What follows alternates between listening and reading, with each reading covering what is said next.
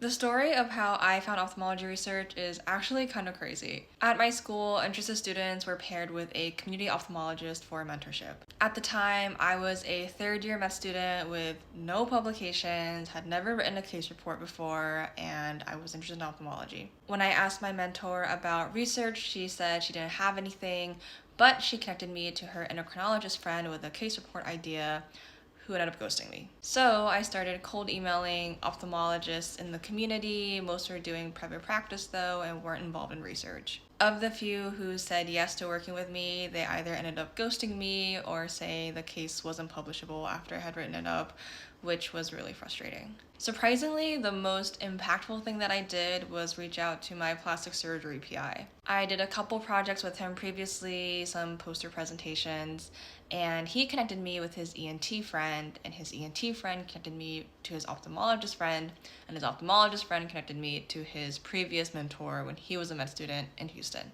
That's the same mentor I wrote about in my application who connected me with so many experiences, opportunities, and more mentors. He really changed the trajectory of my career, and I really think a lot of my research ended up stemming from him. Aside from him, however, I also did a research year, and that was also very productive. This was particularly because there were multiple research fellows, and so we were all helping each other out with our individual projects. I also worked with a local private practice ophthalmologist who had a lot of clinical data, which was perfect for retrospective studies. Lastly, I got a few more publications working with someone who I fortuitously got connected with at AAO. Through these avenues, I was able to apply with mostly case series and case reports, some retrospective studies, some editorials, comments, and reviews sprinkled in between too. So if you're struggling to find research, here are the biggest lessons I learned. Number 1, ask everyone, even if they're not in ophthalmology, because you never know who knows who. 2, if you're short on time, try to aim for case reports, case series, or retrospective studies. Those tend to be the most accessible to med students and also the most realistic to get done before application season.